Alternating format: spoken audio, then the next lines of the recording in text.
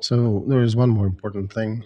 You also said that rich people also fight. And I remember that, and I think you know some of them. There are the whole groups of people who do not want to be within our armed forces, but from time to time they take their expensive cars, take their own ammunition and arms, and in small groups, about the size of a platoon or even smaller, they even, by the way, many of them are officers of the reserve. They get battle tasks, they get to the front, and they actually aid our armed forces in achieving certain goals. So there are people who are doing like that even without the government and who are continue doing it since 24th of February. Right? So the problem is of a different character. Exactly. If they indeed analyzed and did a serious analysis of the reasons for not mobilizing for many people, they would not be talking about the gibberish that they are now, and they would be actually fixing the situation. I would remind you and the audience that, and you know that the instructors of People's Reservists, they're still there. They are working and teaching people, and they're explaining them how to fight, and they also explaining them how else can they fight without being part of the official part of the armed forces. That happened, that exists, and that will continue happening. I would tell you more. Among the formal refusers, those people who are now being accused of refusing to fight for the armed forces, there is a serious percent of them who, first of all, professional, second, they're motivated, and they're saying, no, I don't want to fight with these commanders. The way they use us, I disagree. I can do it better. And I will do it myself, or I won't do it, but I won't I will not be doing it under them. I do not want to be a meat on the front. I do not want to be ordered by these idiots. I want to be doing it differently, and I know I can do better. This is what people need to be looking at, the real reasons, the proper use of cadres on their military specialties, as we discussed, the proper humane treatment of our fighters. Right, like Yuriy Butusov published an article about a soldier who is fighting in the infantry for over a year, and he actually likes his job. So he's saying that his first company commander was awful. They were sitting for 4 months in a trench, and it was very difficult to fight, even though yeah, I do like fighting. It was horrible. And now we have a good company commander who rotates us every 3 days, and this is a whole other war. And, you know, the company commander, this is a rather low level, right? This is not even the level of Mariana or committee or president. You guys fix that, and the whole system will start breathing much easier, because everybody knows each other. People communicate, they talk about how and who is doing what on the front. So real reforms, they need to be directed at changing the order of mobilization, preparation, and use of the cadre. This is the key number one. And then I can also state here that this law about mobilization, it basically doesn't even touch. By the way, I need to praise Mariana, who is the sponsor of this law, because she's essentially jumping on the gun with this law, and she's draining her reputation down the toilet, but she's doing a very important work addressing the real shortfalls of this law. So this law in its current state is not even directed at changing the cadre politics in military. And this is yet the question number one, and then money, and even then the justice. The cadre question is usually a question of big injustice. And for me, the indicator would be when one can transfer in about 2 weeks from one detachment to another. For now, it doesn't exist and takes maybe 9 months. And then whoever wants to do that, he becomes a big enemy of the current commander. So as long as that lives, that will be a great indicator of existing issues. So another question that I also would put here, standardization. Have we made our minds about what arms are we going to use, and what's the standard? Nikolay, no, this is not even about that right now. I think after the war we'll need to set a monument for our logistics people in the military, because when you have 15 or 20 units of different equipment, different vehicles in one brigade, I'm not even talking about small arms and other things. There's a lot of hodgepodge assortment. So we're using what we can use, and we're repairing and replacing what we can replace. But cadre is still probably the biggest shortfall of our military. spreads everywhere to effectiveness, to relations, to all. And I'm just indicating at that golden key to mobilization. The changes in mobilization law should not be about how to properly capture a person on the street, but should be about creating conditions so that these people would come at their own volition. This is the key to unlock this problem. What happens to the person after he gets this writ, and not how to give him this writ or this notice. Because right now they're focusing on delivering that notice to the mobilized. So, okay, let's finish this interview, this publication in The Economist. Another quote by President Zelensky. Putin feels weakness. We will not retreat. He feels weakness like an animal because he is an animal. He feels blood, he feels his own power, and he will eat you for dinner with all your European Union, NATO, freedom, and democracy. So you, in the past interview, I think were talking about there is no reason to use such a rhetoric because it closes different opportunities. But President Zelensky made additional statement, additional step in that direction. Do you think it's right or not? What do you think? That rhetoric, one can hold that rhetoric, and I was using it for 4 months because my task was to continue scaring everybody, including our Western allies. Only Russian citizens who support Putin, they were giddy and laughing and enjoying. Suddenly they started to believe in their victory, but I want to tell them, please come down. No, you will not win. The fact that we are criticizing ourselves well and the West well doesn't mean that you will win, so you can exhale. But I want to say that the soul is good under one condition. We need to continue scaring the West. We need to continue tickling them to make sure they actually still react and make the right steps. But it also needs to be connected to real steps that we do.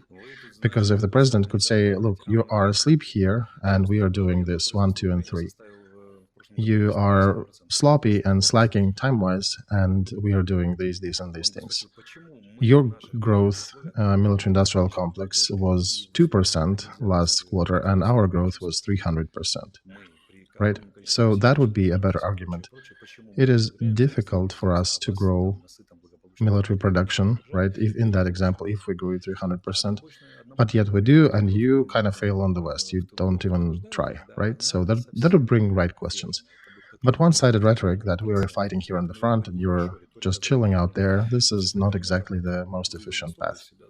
The rhetoric of fearing the West, scaring the West, I frankly am rather upset with the West because I learned a lot during my travels in the West.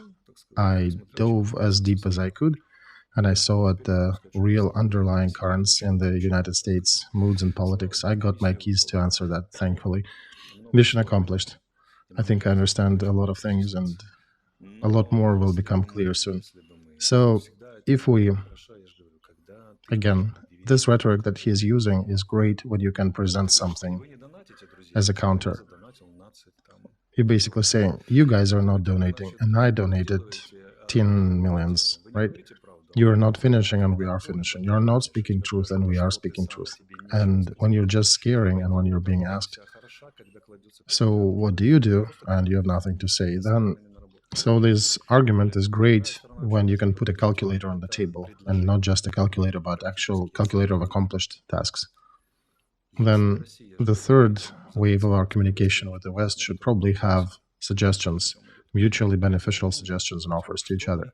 If Russia is living on the principle that the West will sell the rope that Russia will hang it on, then, the proper Lenin way, then one can ask a question, what did we offer to the West? What those 300% growth for them to actually work with us closer, right? So that's what I'm saying. We can use the rhetoric. That's all right.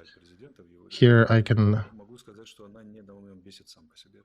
support our president and his rhetoric. But I want to say that it is not the means in itself. We need to add a calculator with real offers and a list of our own achievements. Then it will have a much stronger, heavier weight. And we have our supporters on the West who can turn to our opponents and say, guys, look, why they can achieve these goals under fire, and we are not doing it here in peace. Why they're making these serious offers to us and we are not taking them. And once again, the most keywords, important keywords for American-Ukrainian relations would be lithium and titanium. And when we don't use them, that turns into one-sided rhetoric that we discussed before, which is a good scandal, right? But is not a rational suggestion. And frankly, Zelensky's epoch will enter history as the epoch of managing the country by scandal. The scandal is the main means of foreign politics and inner politics in the country. If Yuriy Butusov did not talk about refitting basically more human reserves for that brigade fighting in Avdiivka, Zelensky wouldn't have gone there. If there wasn't a grandiose scandal about the order of mobilization, they probably would not be looking under the mobilization law hood and trying to fix it. If Anatoly Amelin did not speak about 18% of all the monetary transactions within Ukraine, then Getmantsev would not be saying he's sorry with all his gang and saying that this piece of law is not real, right? Although if you read the law, it actually is real, and it's not just 18%, it actually is 19.5%. So yeah, that's management through scandal. And then people ask me, why was I scaring everybody for 4 months? Because you don't understand other language. So about Ukrainian economy and Ukrainian KPIs. There was an interesting moment in the statement by Yulia Sviridenko, Vice Prime Minister, on the economic questions. And she said that if there would be no support from the Western partners, from European Union, then we'll probably have to delay the payments to 500,000 government workers and 1.4 million teachers, and also payments to 10 million of pensioners. I would put the pensioners outside of this equation, but 500,000 of government workers. This is incredibly a lot, and that's excluding the enforcement agencies and military. So there is some statistics that our government bureaucratic machine was growing during the whole 30 years of our independence, given that the economy was not growing at the same pace. And the quality of management was also falling, right? Oh, yeah, and also our automatization was growing because we are taking one of the top-level digitization positions in the world. So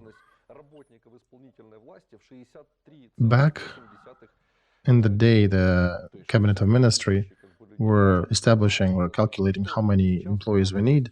They came to about 63,000 people. And what's the difference? Why can we not use 63,000 where we use 500,000? Frankly, I think it's a riddle. Properly, we should do an audit of our government processes, invite somebody from Big Four to do a proper audit, to verify where we're losing money, where we're absolutely not effective. I can bring one example from national security. We have 6 different ministries in charge of fight with terrorism, where we could use just one. Economists can bring their own examples, teachers can bring their own examples, and so on and so forth. And on one hand, we have a huge number of teachers and the education system, and yet we also have a completely dismantled trade scholarship, trade teaching, trade classes. So until we do a proper audit and review all the weaknesses, I don't think we can fix that.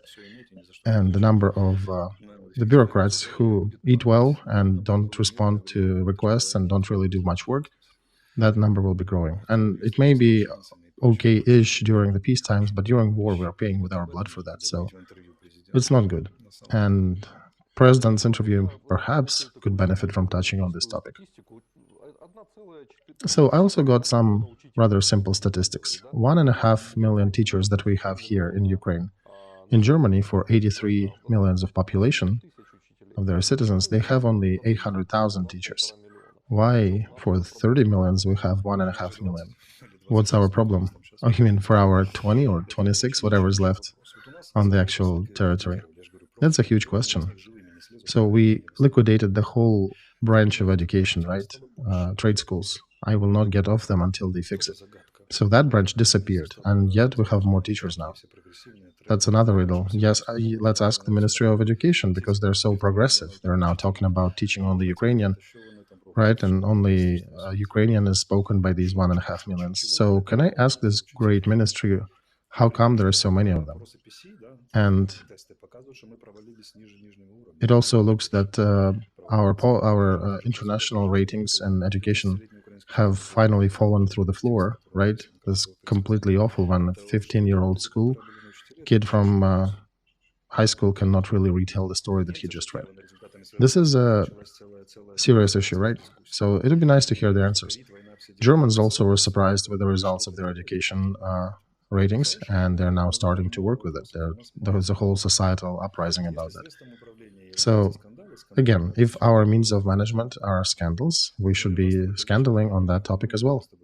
So look, our show is a military diary, is a war diary, but we have to talk about the quality of education because it affects war directly, because we don't have enough resources, and yet we spend a lot of money on education system, and we utterly don't have trade school element of it that would definitely be needed for fighting the war.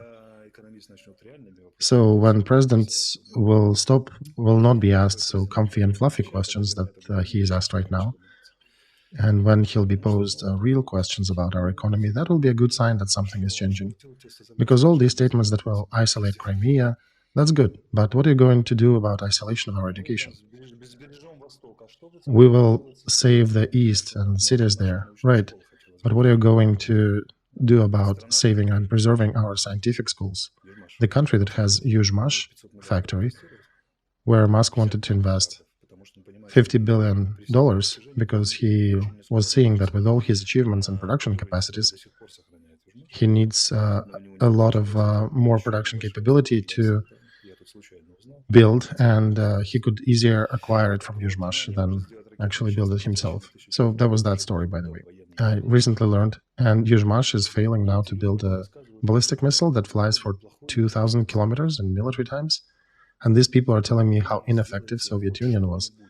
I would say, guys, build something similar in terms of military system that the Soviet Union had, and then we can talk effectiveness, patriotism, and everything else. Because when Soviet Union needed to build a missile that flies for 1,500 miles,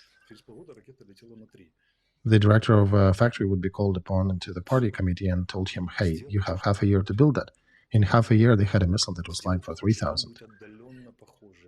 Just, build something at least remotely similar to that achievement.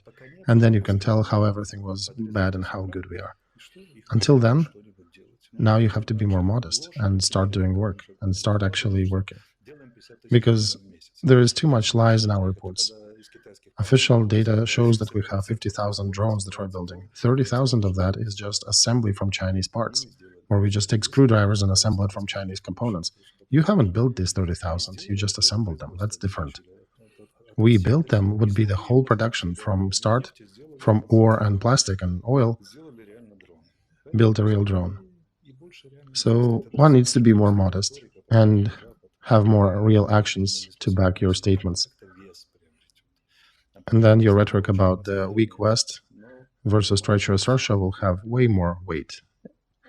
Otherwise, it's going to be very emotional, but rather lightweighted. Exactly. We cannot really say anything else except for the pathos rhetoric, right? That's true. Everything can be put on our scale is stubbornness and rhetoric. Rhetoric is not exactly too good of a route, but stubbornness actually helps us. So a question speaking about these 500,000 federal workers, cabinet of ministers on the week that passed announced that they are diminishing the number of vacancies for federal positions and starting to shrink the budgetary expenses on that. And these vacancies, they're not firing anybody. They're just shrinking the numbers that are open. So they're canceling 20,000 positions. And starting the 1st of January, they are implementing changes in their system that would allow the government to save 8 billion hryvnias. All right, so basically those who are working, their salaries will be reduced, right? Not sure that's the right way too.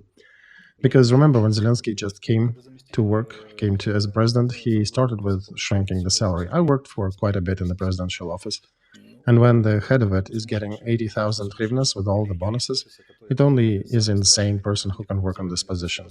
Or attorneys of the office, the legal specialists. These people were actually, I pitied them because they were always walking pale. They started their day at 5 in the morning. They were trying to wrap it up by 11 p.m. They were often spending night at work and were carrying huge piles of documents because every damned law that is to be adopted, it needs to be rechecked and re-verified 7 ways to Sunday by legal experts. Or, for example, there is a Minister of Defense of Ukraine. He is getting 47,000 hryvnias a month of a country that's at war. And he has about $30 billion in his command that he can direct any way he wants. And in peacetime, it's about 5% of GDP, or national budget, sorry. And what do you want from that person, right? When his salary is so disproportionate to the amount of responsibility. So I think this is not the right story to shrink people's salaries. It sounds positive, but it's just pathos bullshit. The proper way would be to audit government processes. Perhaps during audit you can find out that you can shrink 250,000 because you duplicate certain functions and they're not effective. But you can take that money and add it to the different area because we are lacking something in the other department. And unlike that, we're just doing a stupid blanket laws, right? And one ministry would have critical deficiency of people and demand to shrink their personnel would absolutely kill them, while the other has perhaps 5 times the people they need and they would not even notice. By the way, do you know that our Minister of Defense still doesn't know the amount of lands they manage? Which is huge, but there was never been an audit in recent years. So I cannot accept any conversation about increasing or decreasing salaries before seeing the results of audit. And I advise you against accepting that route as well.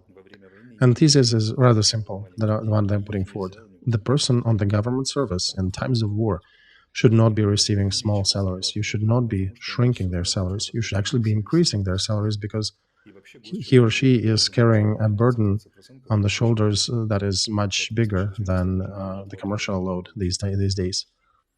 So if a Ministry of Defense is working for this country, he should be getting $2 million a year, not 47,000 hryvnias. Because this is a result of the previous public contract, societal contract that brought Ukraine to its knees and to the brink of failure. That very much looks like national shame, if not our heroism on the front and stubbornness. And the deal was something like that, if to voice it, our societal contract will show small salaries to the government workers and will be officially whining that we're not paid well, and you will not be asking us where did we get our palaces and yachts from, right? So I'm curious to see the audit of the country. I really want to see that. So Minister of Economy, Minister of Finance, Sergei Marchenko, basically made a statement that he's not aware of where to take money to properly mobilize the amount of people Ministry of Defense wants. So he suggested Ministry of Defense to look for money.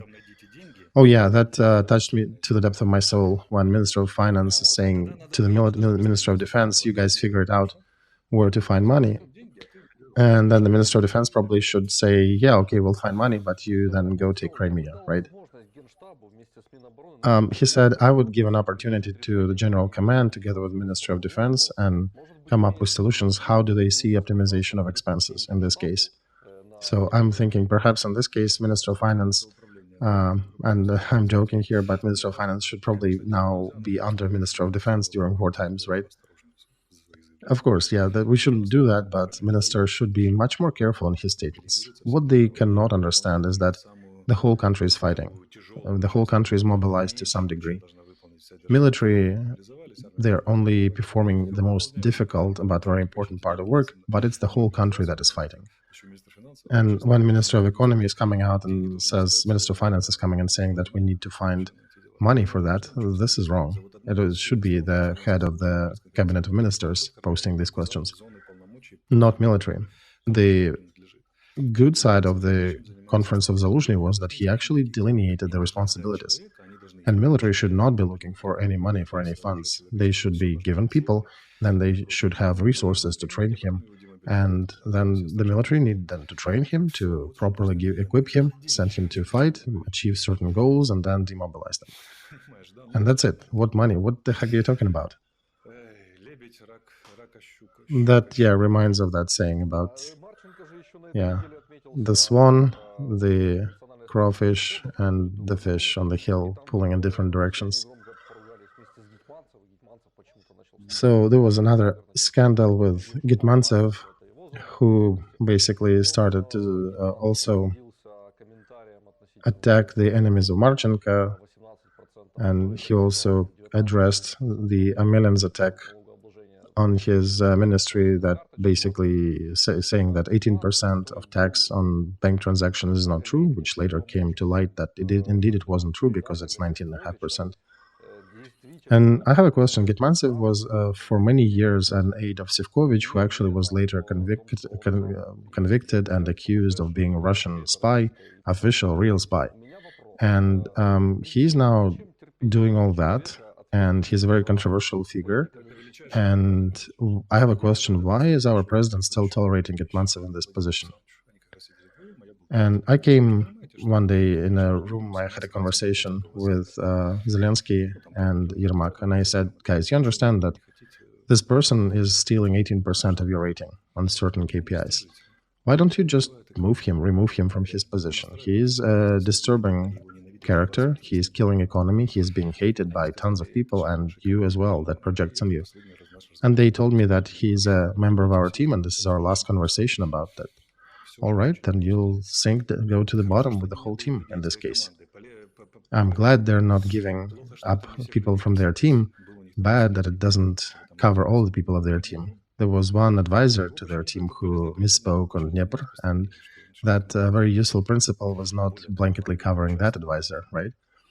And they actually participated in making sure that advisor disappears from the team. But that honorable member of the team, well, I guess he is holier than thou for them, and in this case, they'll all go to the bottom. And it'll be interesting to see who will be judging that person and his achievements. Will it be our judicial system, or will it be extrajudicial activity? Right. Sorry to interrupt you. There was a question about that video that fell in the river Dnieper near Kiev. Nikolay, so that wouldn't sound as trying to whitewash myself, I would say wait till the end of war and look at the stats that will be published, which missiles flew where, because the missile falling in Dnieper will look like nothing to you. And that wasn't even a misspoken statement that I made. It needs to be looked deeper and deeper. It just, somebody got really tired of Arestovych. That's why the firing and the quitting happened. All right, so I want to review a very interesting article in Foreign Affairs about revival of Russian spycraft. It was written by a tandem of Russian journalists. Soldatov is the key journalist on this article. He is heading the project agentura.ru, agents.russia, Russian domain. He, in the December, German hosting provider refused to extend the contract for hosting of that site. And Andrei Soldatov stated that in his article as well. And according to the journalist, provider explained that they're refusing to host his material due to a difficult situation with Russia.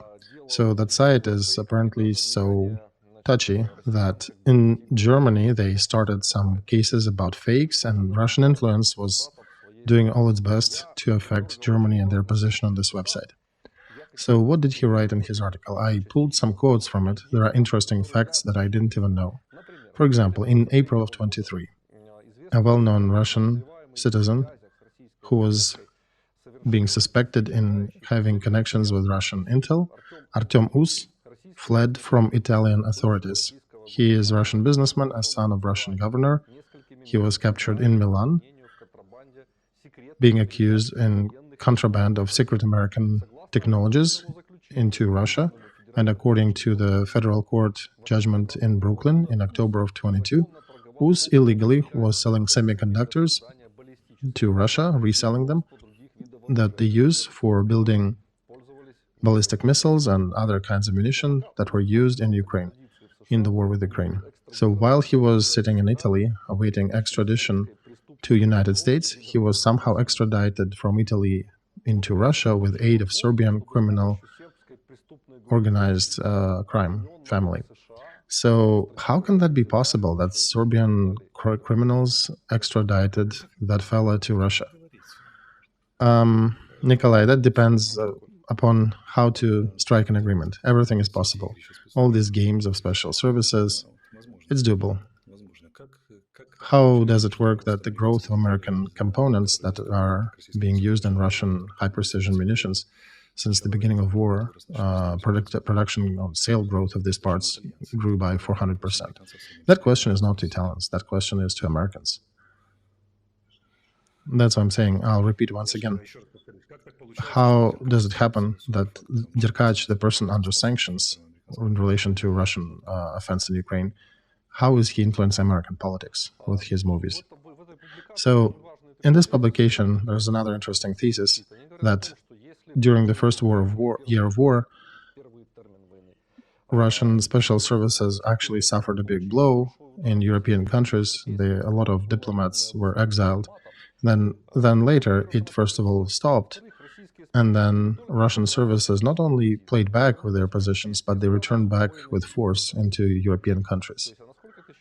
How realistic these statements are, do you think? I don't know about whether they came with doubled force, but when they were kicked out, and indeed they were, a lot of agent apparatus were kicked out with the beginning of war. The military intel, the other intel, the civilian political intel, they of course got a task to return back to Europe because it is super important for Russia to be integrated, for Putin's regime to be integrated with different structures. And it's not difficult to bring your agents of influence or your actual agents into different structures, government bureaucratic structures or commercial structures in Europe. So they just changed in flight and rerouted themselves back into Europe. And they're continuing to work on the old Lenin principle that for 300% of profit, capitalists will sell the rope that Russia will hang them on. And that's what they're doing. They're continuing this effort and they are working. Another thesis, according to representatives of Russian intel, they actually succeeded early in the 20th century in stopping the attacks of other countries on the Bolshevik regime in Soviet Union by creating a special false project called Trust, and brought a lot of spies-to-be or active citizens of Russia who were living abroad, who were going to change Bolshevik state. They succeeded in bringing them to Russia and eliminating them. So now he's talking that there are three stages of this big spy war between Russian spies and European spies, American spies. And he's saying that this is a third stage of this war. Do you think this is the still active operation? This is still an active war? So look, the main method of work of special services, intel services, is police provocation. Translating that into common knowledge is one needs to become a best friend of a person, get as deep as you can and with different projects with him, marry your kids, get common assets, and then betray him. If you don't understand that, there's nothing you can do in this area of human work. So that well-known Operation Trust, it was indeed a real operation when white immigrants and Western intel services were offered a very strong counter-revolution organization that's goal was to dethrone Bolsheviks and change the regime, and they sent a lot of their agents and money to support this organization, and it was just a cover-up by Bolsheviks. So they got the money and executed all the people that were sent. So, and that's generally the type of actions they like doing. So if not you, but somebody else asked me a question, how many in anti-Putin and anti-government organizations there are Russian agents? And I would say, I would bring a very painful example for our Ukrainian side, but it's true. there is a joke that looks very much like truth. Back in 1960s, Berlin School of Ukrainian Rebellious Army, when the agent from USSR asked how many agents do you have studying in that school out of 100, and they got an answer that 99. So then they asked the question, why didn't you turn the last one, the 100th? The answer was, well, then it would not be their school, it would be our school. As long as there is one person, it's still their school with some of our agents sprinkled there. So I can give you another example. When I was little, when I was visiting my uncle, his last name was Arestovych. He's one of the 3 Supreme Court judges in USSR. He was a very principled man, and he was given all the most difficult cases to preside over. Gudlian Ivanov, the Uzbek mafia, the retail store corruption of $1 billion and all. So he was always taking upon himself those difficult cases. He was one of the Belarus partisans during the Second World War. So after that, he says that he forgot how to be afraid. So I was still a kid. I was playing there, and he had some guests, and they were talking. It was early in the 80s, and they were talking about the oil pipes, Urengoy, Pomara, Uzhgorod, and one of the guys present, I don't exactly remember which, but he asked the question, why are we supplying the West with oil and gas? And the other guests responded that, listen, this is our money. They will be working for us without realizing that they are. They already are working for us without understanding that. He said that there'll be 2 generations that'll pass, and European politicians servicing our needs in the West will be 100% sure that they're defending the interests of their own country and the Western society at large. But in there were already $10 billion back of those days dollars, and it will be even more. And when somebody will ask, whose economy is that? That'll be a big question. Whose is it? Whose money is running everything? And that was said back in 1984, 86, maybe, that frame. I haven't visited my uncle too often, but we were in Moscow. We had an event. There were guests at his house, and we always, when we were flying back from Germany, we were rerouted through Moscow. So I was surprised by tonality also, because the responder was so sure. He was looking so far ahead, decades ahead. So Russian special services, unlike Russian military, are indeed strong. They are indeed professional, and they are playing all across the world chessboard. They indeed have their wits. You cannot argue with that. They have certain shortfalls and deficiencies, but overall they are smart and effective. And they definitely define a lot in American and European politics. And all these scandals about, oh, we captured this Russian agent woman in the United States. Okay, yeah, you were given that one, so you can brag about it. But now you have Derkach with his movie determining who will be elected the president of the United States, right? Oops. So, okay, I think this was super important what you just elaborated on. Those people who needed to hear that, they did, and we can comment and unwrap it later. So, since war in Ukraine set Russia directly against the West, it invoked Kremlin and its spy agencies to rethink several questions of national security that were not studied closely since 91. For example, they had a question about borders of Russia and whether they should be closed or not. Kremlin decided not to do that, and that actually brought use to special services because they can use the fleeing Russians wave to compensate for the exiles of Russian diplomats from Europe. So basically, they're confirming what you said, right? Yeah, Nikolay, there are different ways to bring agents and to legalize them.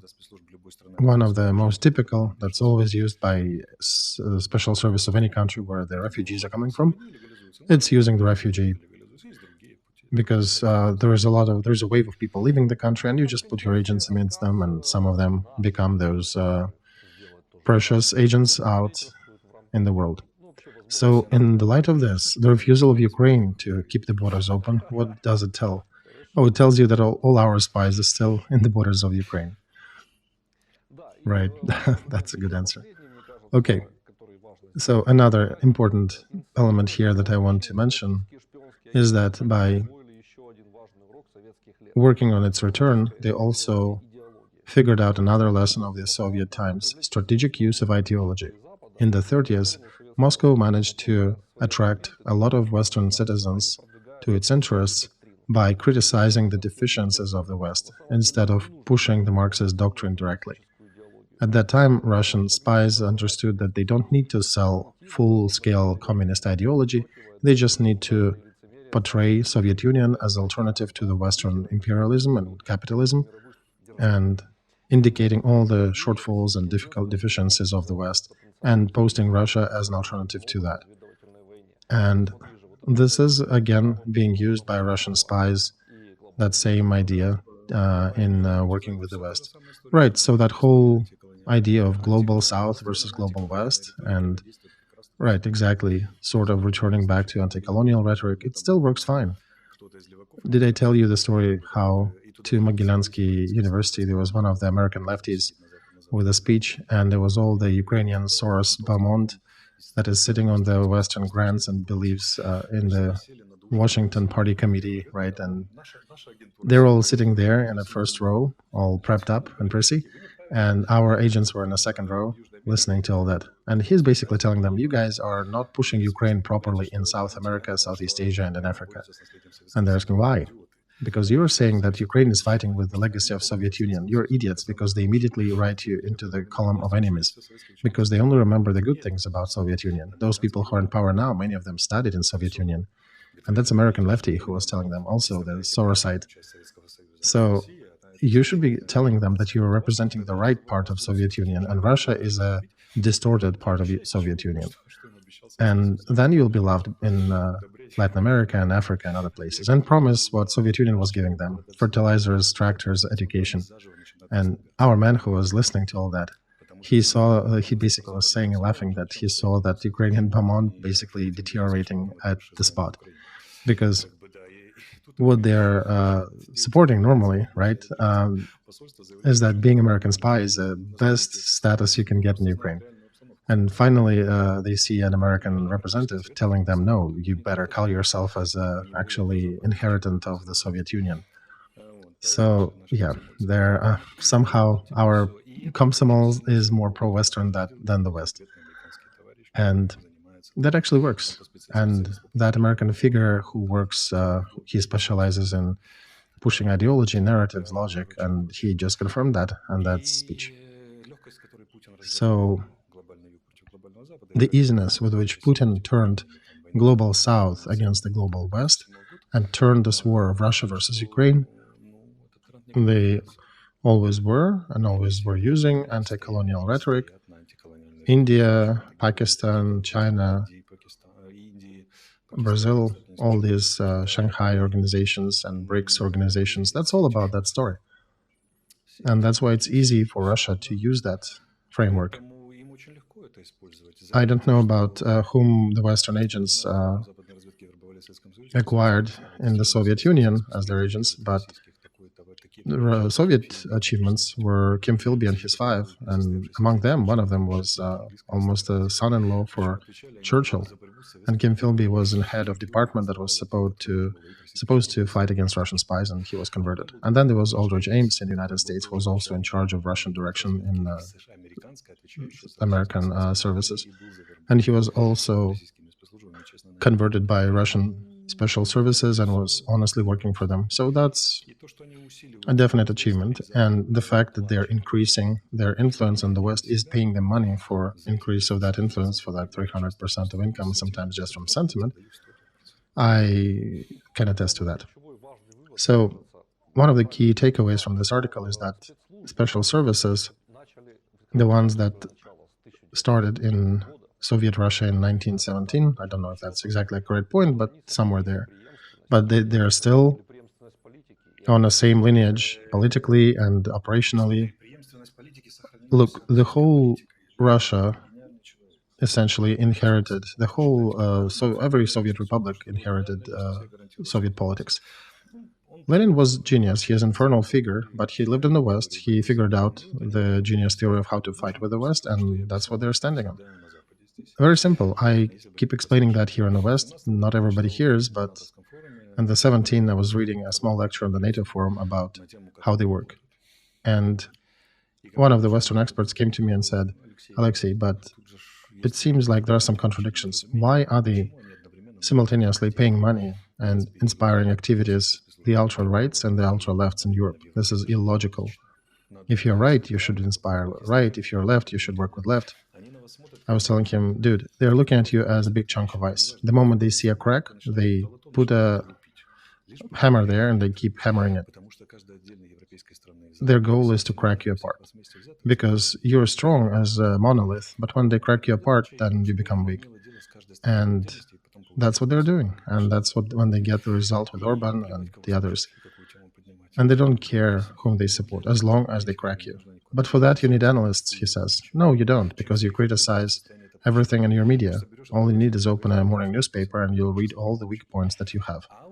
So how does that work, with that ecology and all that and climate change?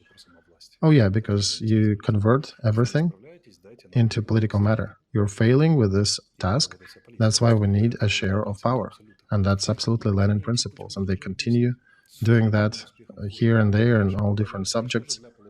Sometimes they're more effective, sometimes less. Russia was also a pro-West country for a long time. They were in different relations and they were going to be part of the West. After the West spat on them for quite a few times, they started changing their ways. Alexei, I got the sound. The sound disappeared. We have an issue. I think we depleted the charger in your microphone. No, I see the green light. Looks like it's there. Yeah, interesting. The sound just disappeared. Okay, maybe it's the sign that we should wrap it up today. I think all the scary special services just got tired of what you're saying here and they don't want you to continue. So we'll pick it up, what we didn't discuss today, in our next stream, next week in the War Diary. Thank you, Alexei, for being with us today. We ask you all to support our fundraiser under that video. Today we're collecting for 28th Brigade in the Bakhmut direction, their intel, and they're collecting for Mavic 3T, and we're supporting that activity. The money goes directly to their account. We don't even touch them. We just re-verify that these indeed are our military units doing the fundraising.